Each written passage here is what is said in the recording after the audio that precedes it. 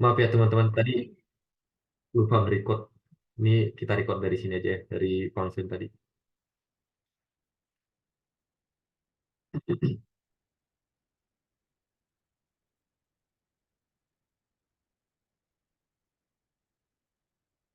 Nah ini stepnya perlu, oh ini kita hapus lagi. Nggak perlu ya. Tinggal seperti ini aja. Oke, kita coba jalankan code-nya lagi. Nah, hasilnya itu sama seperti sebelumnya ya. Nah, ini bisa kita pakai ke case yang lain. Misalnya kita mau buat seperti yang tadi ada berapa ini? Satu, dua, tiga, empat, lima, enam. Ada enam. Terus ganti-ganti. Misalnya I love apa ya misalnya I love Python programming. Terus apa lagi ya I love data science. So ini ada contohnya nih data analytics. Oke, cukup segitu aja kayaknya saya bingung mau buat apa lagi. Oke, sorry. Udah, udah. Kita coba jalankan code-nya. Nah, seperti ini. Jadi cukup paham ya teman-teman apa gunanya function. Jadi, kira-kira begitu ya untuk yang function. Terus data structure. Nah, ini kemarin udah kita bahas, tapi praktisnya itu masih sedikit ya. Kita coba dalami lagi nih. Kita nambahin praktisnya. Oke, yang pertama itu list. Saya bisa aja nih. Ini udah nggak perlu. Yang pertama itu adalah list, seperti ini ya. Oke, kita langsung ke praktiknya aja ya. Ini kemarin udah kita jelasin di sesi sebelumnya. Kita coba ikutin contohnya yang ada di slide ya.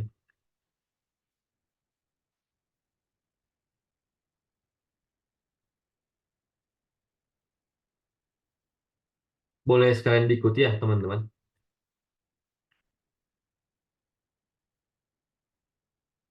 Tiga, tiga, tiga, terus empat, empat, empat.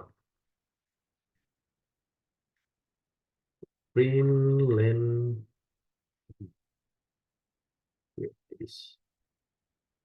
Nah, untuk yang pertama ini, len itu maksudnya line atau panjang dari sebuah list. Ya.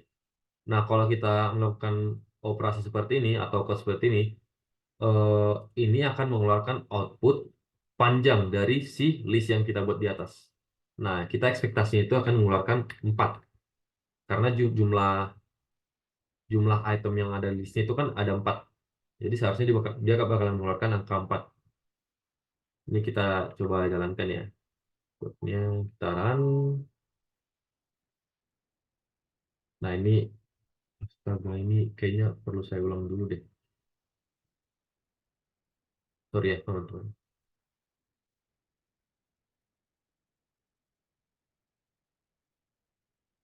Oke, ini udah reset konsolnya. Kita coba run.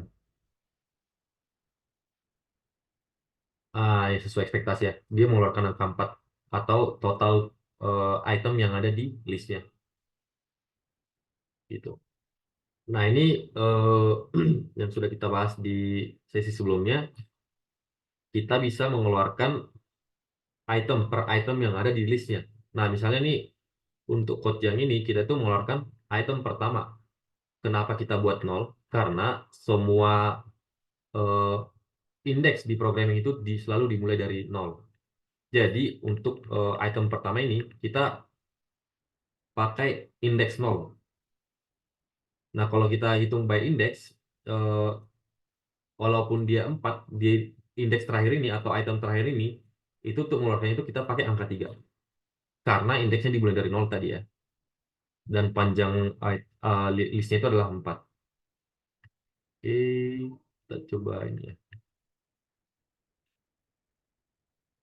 Nah, selain kita pakai kayak gini, misalnya nih ada case di mana kita eh, belum bisa ngecek panjang ininya, panjang listnya, atau misalnya listnya itu bertambah secara terus-menerus gitu. Jadi kita nggak bisa pakai value atau value yang statis untuk ini ya, untuk panjang listnya. Kita bisa pakai seperti ini nanti ya. Ini pakai min 1 untuk ambil elemen terakhir dari si list itu.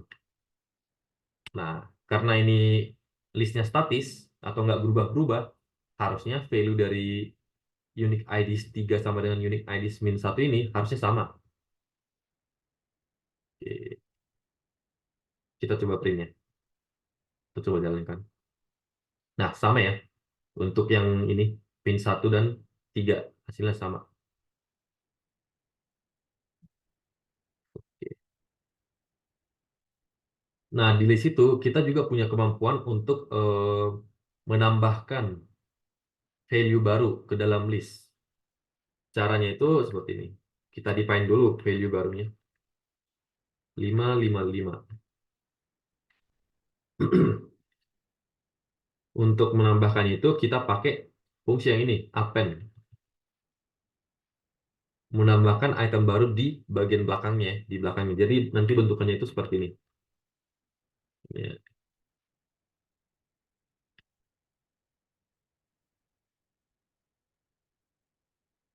Nah, setelah kita tambahkan, coba kita print lagi unique IDs-nya. Ini kita komen dulu. Kita jalankan code-nya. Astaga, ini nggak kelihatan. Nah, jadi seperti ini nih. 555-nya itu ditambahkan di belakang 444. Oke, nah selanjutnya kita mau nambahkan beberapa atau menggabungkan satu list dengan list yang lain gitu ya. Untuk menggabungkannya itu kita pakai function yang ini, extend. Kita buat list lainnya dulu ya. Seperti ini contoh 6666 terus 7777 8888 seperti ini. Terus kita extend unique IDs yang sudah kita append 5555 tadi. Dot IDs. Nah, kita print unique IDs-nya. Dia akan menambahkan atau menggabungkan list yang ini dengan list yang ini. Oke, kita coba. Sorry, list yang ini yang sudah ditambah angka 5555 atau ID 5555. Coba print. Kita coba run. Oh, sorry, ini jadi dua kali ngeprint ya. Yang pertama tadi pas nambahin 555 sama setelah kita extend ke list yang ini. Jadi hasil akhirnya itu jadi seperti ini, teman-teman. Jadi seperti ini ya.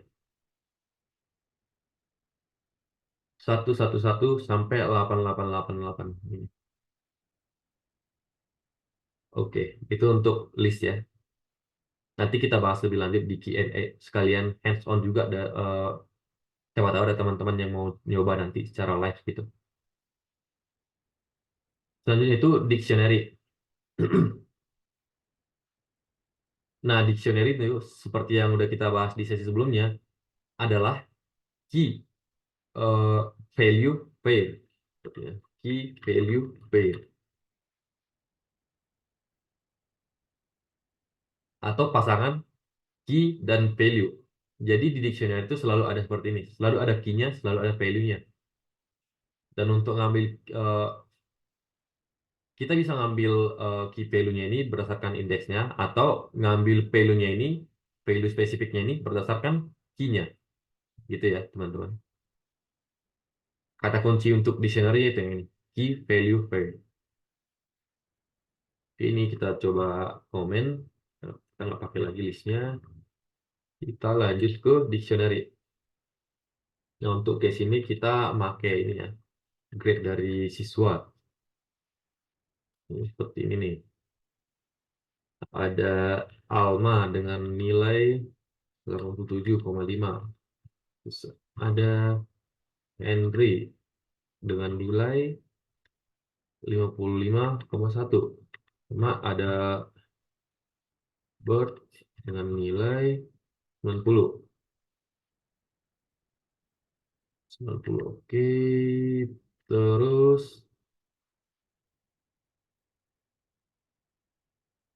ada nilai dari siswa di kelas lain.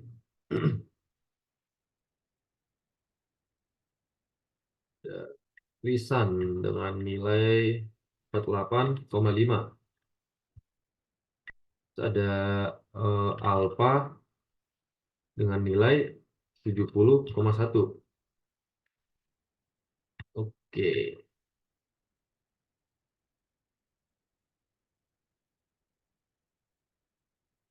kita coba print dulu ya. Keduanya, student grade dan print other class grade. Coba print. Dia akan mengeluarkan values sesuai dengan yang kita define ini. Tidak ada perubahan sama sekali karena kita belum melakukan manipulasi data atau perubahan data. Oke, sama persis ya. Nah, sesuai slide-nya ini, di line 3 ini kita mau coba mengubah nilai si Alma yang tadinya 87,5 jadi 91. Nah, caranya itu kita tinggal panggil aja tuh variabel ininya, variabel dictionary-nya, terus kita ambil key yang key dari value yang mau kita ubah. Tadi kita mau ubah value atau nilai si Alma kan? Kita tinggal panggil key-nya Alma, terus kita ubah value-nya jadi 91. Oke. Nah, selain itu kita di line selanjutnya itu kita mau coba ambil value dari student grade dari siswa yang bernama Alma. Kita pakai key Alma lagi nih di sini. Kita mau ngambil value si Alma. Oke. Nah, kalau yang ini di line selanjutnya, sorry, ini kita selesaikan dulu, kita execute dulu yang ini. Kita lihat perubahan dari nilainya si Alma yang tadinya 87 jadi 91. Kita coba jalankan ya. Ini kita coba tambahkan di sini biar bisa lihat perbedaannya sebelum dan sesudah dilakukan operasi. Oke, kelihatan ya. Ini sebelum dilakukan perubahan data, ini setelah dilakukan perubahan data. Oke, itu yang ini. Terus kita coba ambil create dot items. Nah, ini tuh ngambil semua value yang ada di student grade ini ya. Kita coba execute. Dia nggak kelihatan ya di sini. Nah, nanti bentukannya itu seperti ini teman-teman. Ini kita harus full screen dulu deh. Seperti ini.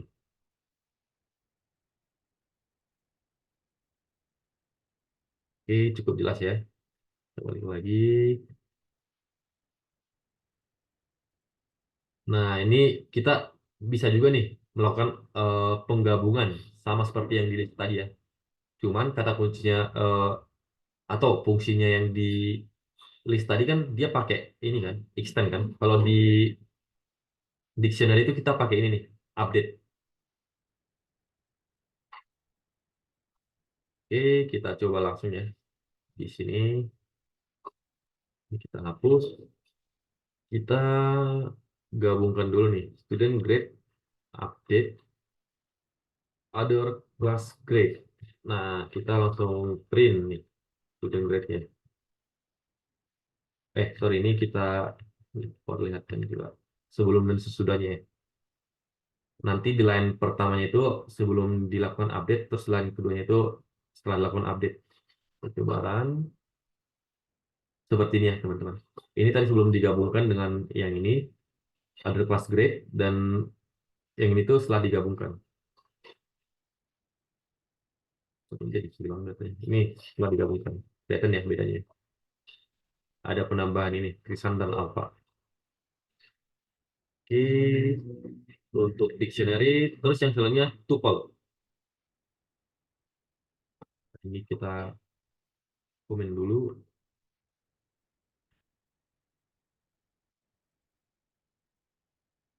Nah, kemarin itu saya salah mention ya, list itu nggak boleh apa namanya, nggak boleh beda tipe gitu di dalam satu list. Nah, yang sebenarnya di list di Python itu bisa kita define gitu secara strict. Strictnya itu gimana? Kita define listnya itu misalnya cuma mengandung string doang atau mengandung angka doang gitu. Yang nggak boleh beda tipe itu yang list yang seperti itu ya, bukan list yang seperti ini. Kalau yang seperti ini boleh-boleh aja, karena nggak kita define secara eksplisit gitu tipe listnya. Nah, contoh contoh list yang ini yang di define secara strict itu atau eksplisit itu seperti ini ya. Kita import list dulu. Sorry miss. Import list from type import list. Apa ya? Oh, dari typing ternyata. From typing. Oke, from typing import list. Oke. Nah, seperti ini contohnya teman-teman. Ini langsung kelihatan ya di AI-nya nih. Nah, misalnya ada satu fungsi nih untuk ambil eh, bilangan genap dari suatu list bilangan gitu. Oke, contohnya seperti ini. Ini bagus banget artificial intelligence langsung tahu. Oke, nah ini teman-teman. Misalnya di sini kita coba define tujuannya itu dalam bentuk string atau dalam bentuk teks seperti ini ya. Dia itu langsung ngeluarin error nih di sini. Argument of type list integer cannot be assigned parameter numbers of type list integer. Karena kita udah secara spesifik atau secara eksplisit ngedefine listnya ini cuma boleh menerima integer gitu. Yang ini nih. Nah, coba kita ganti jadi string. Yang error itu malah jadi angka yang lain kecuali angka 7. Ini nggak kelihatan ya, langsung di ban semua dia. Ya harusnya yang 7 ini nggak error, yang nggak boleh itu yang lain nih. Oh ya, kelihatan di sini nih. Dia 7-nya nggak dimention kan di errornya. Oke, itu ya sekilas ya untuk yang saya eh, bahas di sesi sebelumnya. Oke, balik lagi ke tuple. Kita coba define satu tuple seperti ini. Ada angka 10, ada angka 50,5, ada false. False ini boolean ya, tipe boolean. Buat yang belum sempat join kemarin, tipenya itu seperti boolean. Boolean itu isinya cuma true dan false. True dan false. Ya. Oke, terus kita masukin satu string. Oke, kita coba print tuple-nya.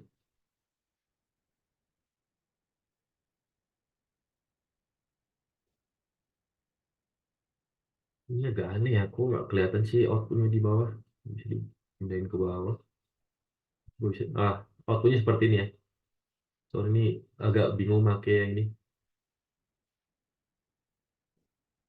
Oke, oke, kita lanjut aja lah. Nah, di tuple itu kita juga bisa eh, nyari panjang atau total item yang ada di tupelnya. Sama seperti list yang tadi. Dan function itu sama juga. Pakai len atau len ya panjangannya. Seperti ini. Hasilnya itu harusnya adalah 1, 2, 3, 4. Hasilnya harusnya 4. Oke, ini 4 ya. Sesuai ekspektasi kita. Itu untuk tuple ya. Selanjutnya adalah set. Nah, ini tuple-nya kita komen dulu. Lanjut ke kita coba define satu variabel ya. Oh ya, saya ulangi dulu ininya. Set ini sebenarnya mirip kayak list ya, teman-teman. Bedanya itu cuma di set itu semua value yang ada di dalam variabelnya itu harus unik. Jadi misalnya nih ada nanti seperti ini nih, terus 55. Kalau kita pindahkan dia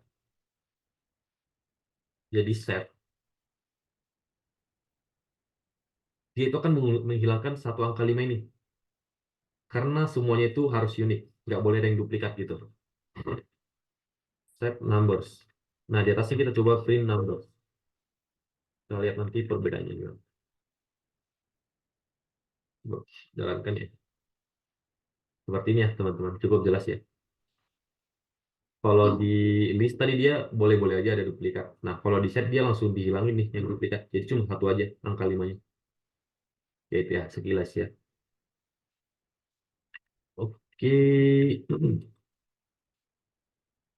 Nah, ini kita ngikutin contoh. Ini ada angka 0, 1, 9, ada satu lagi, ada 10, ada 9 lagi, sama ada 20. Nah, ini langsung kita convert ke dalam bentuk set.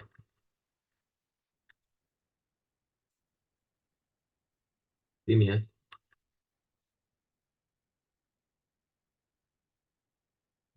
Terus kita buat lagi nih set yang lain. Set dari 11, 12, 13, 14, sama 15.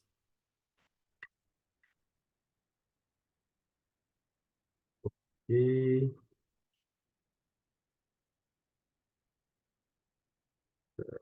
parent numbers. Ini yang kayak akan kita compare nanti ya.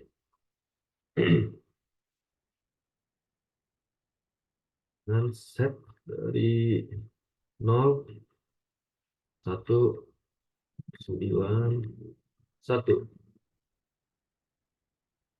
Oke, yang pertama kita coba print numbers. So, yang kita bahas tadi, dia harusnya itu akan ngilangin angka-angka atau integer yang duplikat. Contohnya, bukan ngilangin, maksudnya duplikatnya itu bakalan dimunculin cuma satu doang gitu. Jadi nggak ada yang duplikat, semuanya itu harus unik kalau di set. Dia akan munculin satu angka satu aja, terus angka 9 yang ini juga akan dihilangin nih. Jadi kita coba print ya. Kita ini ya, ngeprint yang ini ya. Print. Nah, kelihatan nih hasilnya. Angka satu yang tadinya di sini ada dua, itu cuma satu doang di sini. Angka 9 yang tadinya dua, itu cuma dimunculin satu doang. Yang lain nggak di apa-apain karena memang cuma satu aja ya, atau unik yang lain. Jadi dibiarin aja gitu. Oke.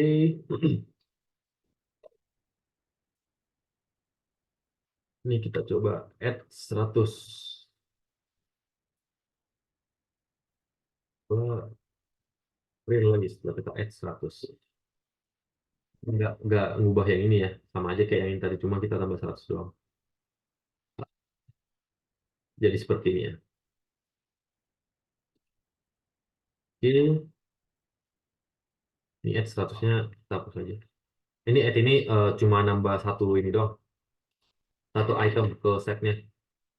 Mirip kayak append gitu kalau di ini, kalau di list. Oke. Ini kita skip aja yang add ini ya. Nah, yang ini di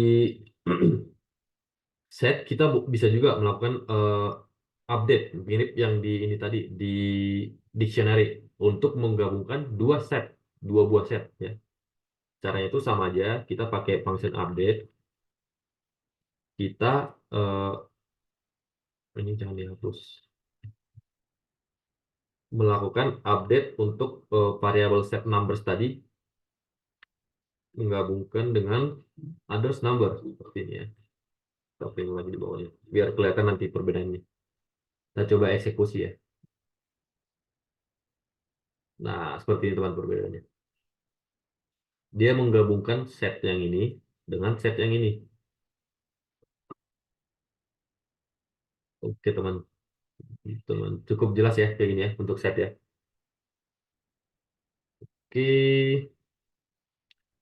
Ini return a new set which doesn't have same number board. Oh, oke oke. Nah, ini di set ada juga nih function seperti ini untuk ngecek apa namanya item-item yang nggak ada di eh, yang nggak beririsan lah kita bilangnya, yang nggak beririsan, yang nggak ada di set eh, pertama dan set kedua. Oke, kita coba print aja langsung ya. Print numbers dot symmetric difference compared numbers. Kita bandingkan ke sini ya. Nah, kita langsung print aja ya. Run. Ini hilangin dulu biar nggak mengganggu. Oke, hasilnya itu seperti ini ya. Oh, ini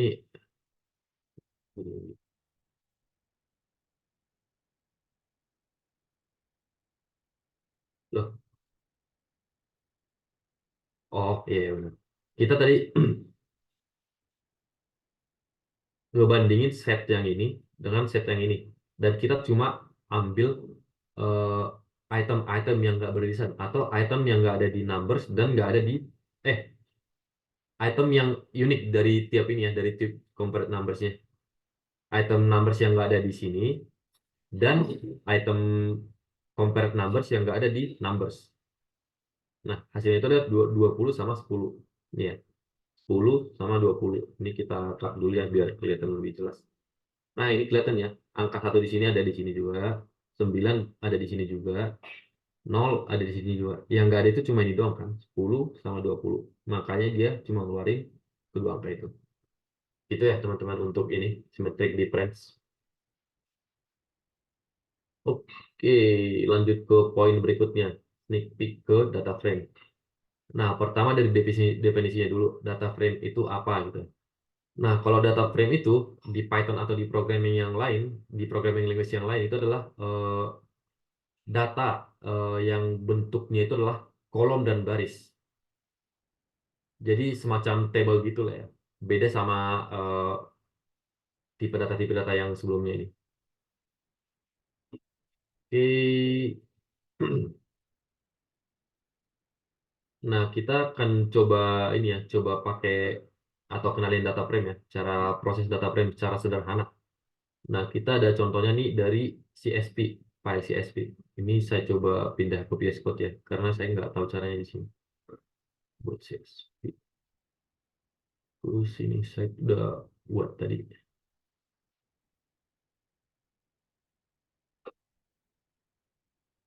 Oke, seperti ini ya teman-teman. Nah, ini udah saya buat ulang nih. Cuman nggak sama persis lah ini datanya. Dan saya cuma buat 15 doang nih. Oke, kita coba ini ya, olah data ini pakai data frame. Kita ikutin contoh yang ada di sini. Yang pertama itu saya jelasin ini dulu. Oh, sorry. Ini ekstensi filenya itu yang ini ya, .csv.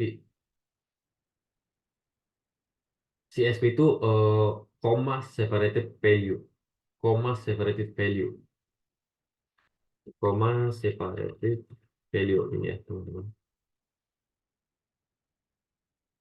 Oke. Nah, kita eh,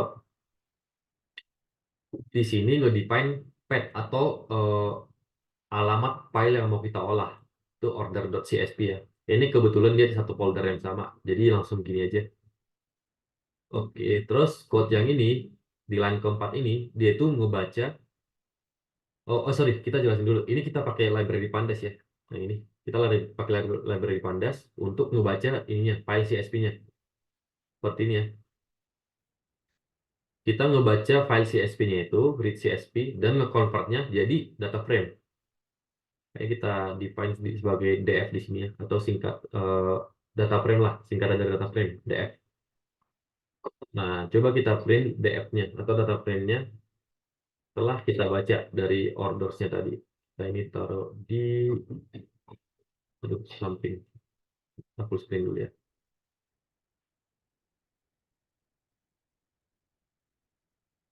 Oke.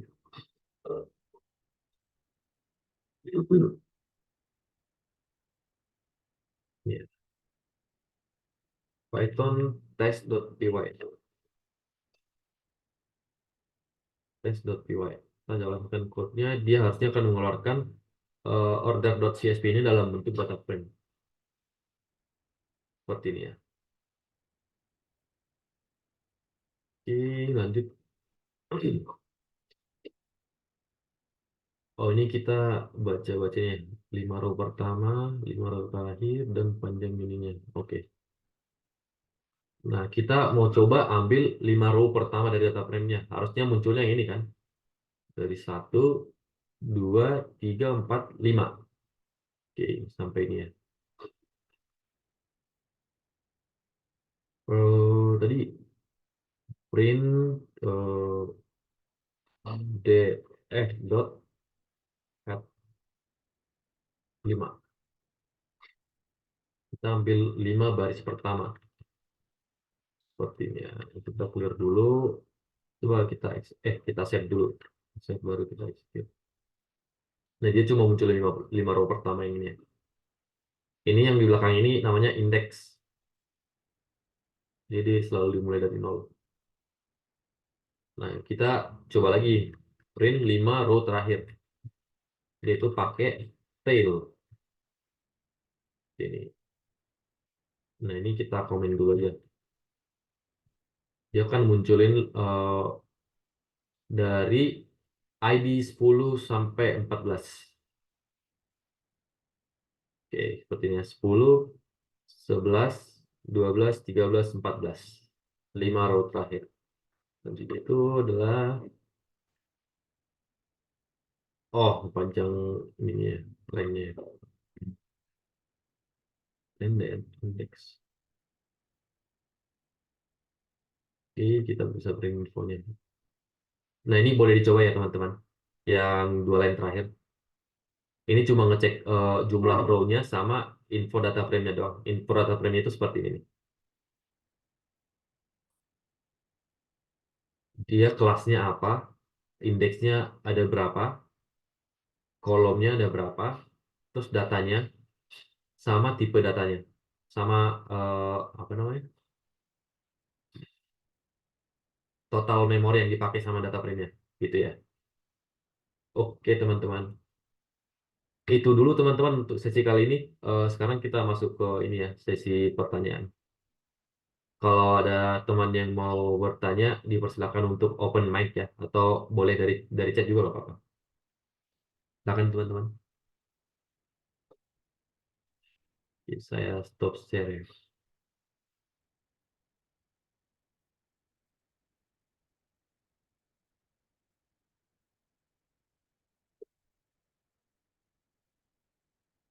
Eh, Silakan teman-teman yang mau nanya. Oh, mau nanya Mas, Silakan silakan. untuk tipe data tuple apa tuple ya bacanya. Betul. Itu tuh kita bakal sering pakai nggak sih pas misalnya nanti jadi data engineer gitu? Atau sebenarnya cukup pakai list atau set mungkin?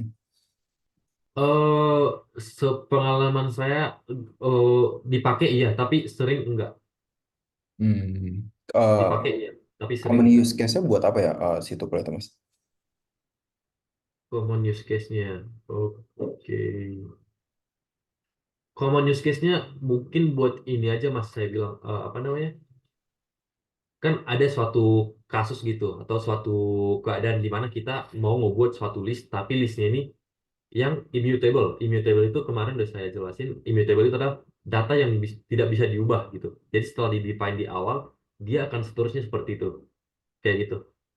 Jadi kita pakai tuple itu nantinya kalau kita nemuin case kayak gitu, Mas. Kita mau buat suatu list yang immutable atau nggak bisa ditambah, nggak bisa dihapus, dan nggak bisa diedit gitu. Oh, I see. Biasanya Eh, untuk data-data gimana tuh Mas yang dipakai buat tuple? Misalnya kayak data transaksi gitu kah atau eh, untuk penggunaan eh, kayak buat data apa? untuk data transaksi, kalau misalnya, maksudnya untuk data transaksi di pipeline gitu ya? Oh, enggak sih.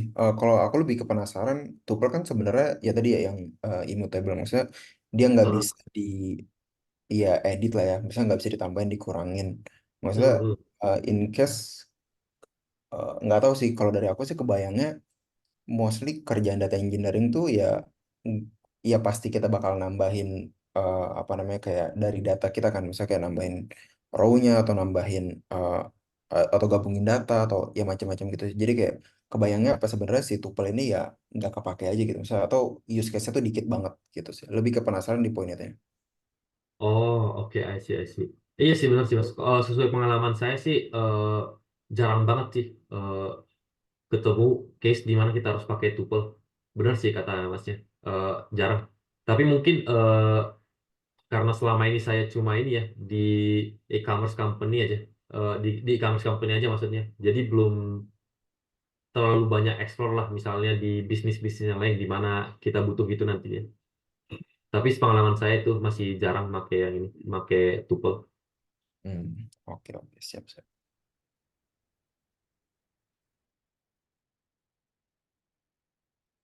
Thank you Mas buat pertanyaannya. Masih ada teman-teman yang lain yang mau nanya? Dipersilakan.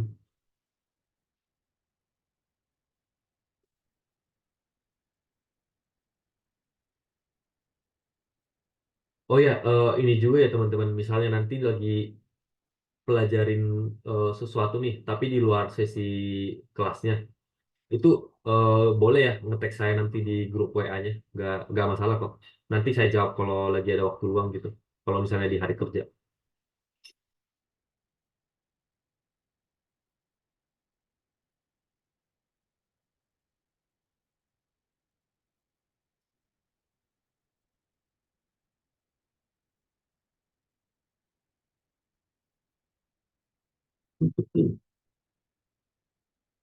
Atau udah clear semua kah?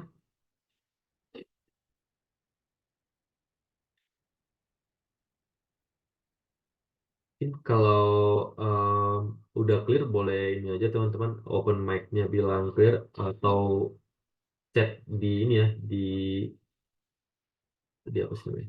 Di kolom chat lah pokoknya untuk ngasih tahu kalau udah clear gitu. Kita masih punya banyak waktu nih soalnya untuk sesi tanya jawabnya.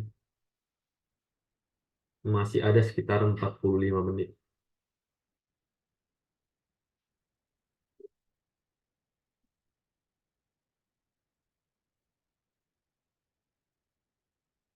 Mungkin kalau udah clear boleh kayak gini aja ya. Kasih sampel.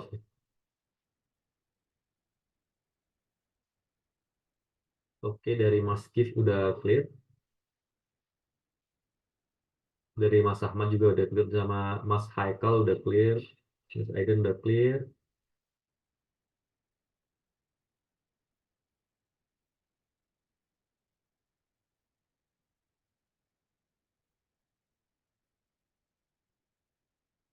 Eh, kita coba ini ya dulu aja ya. Siapa tahu ada yang lagi nyoba-nyoba gitu. Kita tunggu sekitar 10 menit ya, teman-teman.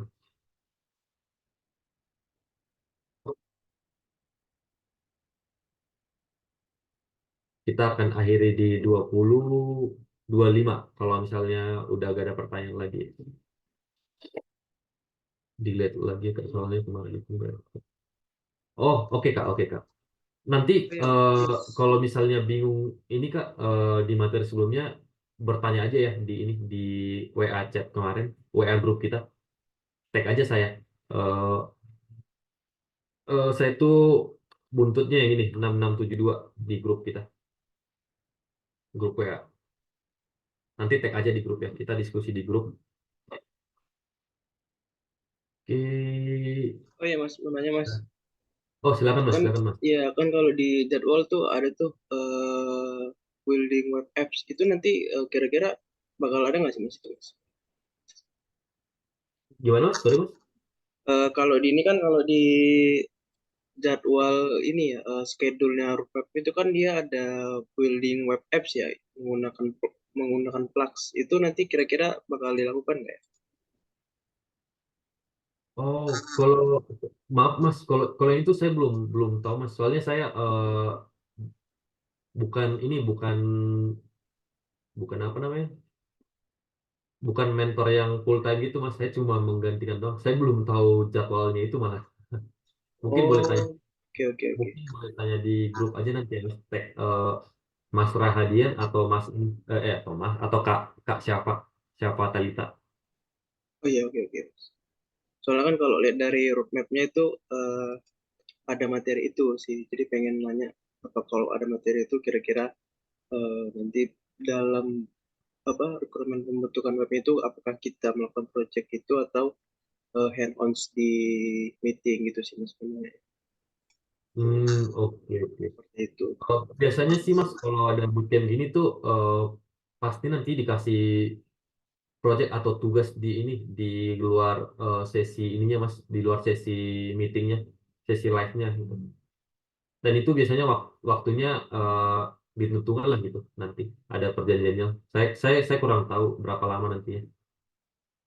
Mungkin Oke nanti boleh mas. tanya ke itu aja ya Mas, Mas Rahadian atau Mbak siapa siapa Siap. Talita. Thank you ya mas. Thank you Mas.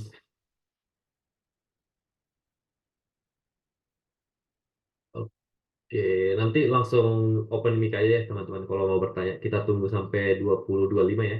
Kalau misalnya udah clear semuanya, mungkin kita akhir aja sesinya. Kita lanjut diskusi di grup aja nanti kalau misalnya ada pertanyaan. Oh ya mas kalau materinya itu nanti belum ini ya belum diupload di ini ya di Google Drive-nya ya yang kemarin juga sama sama yang ini. Oh, slide yang kita bahas langsung ya. Iya iya. Oh, oke oke. Nanti saya ini ya, saya kabarin ke Kak siapa ya biar di eh, Kak siapa buat di ini upload ke drive-nya. Thank you mas. Thank you Mas, thank you.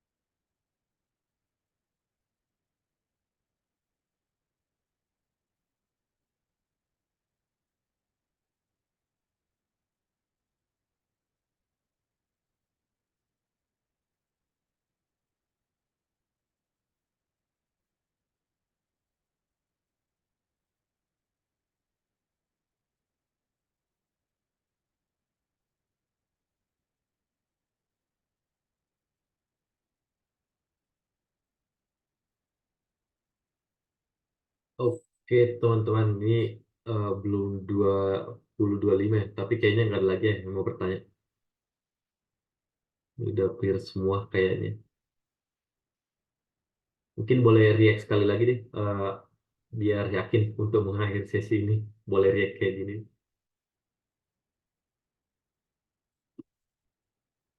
Oke, oke,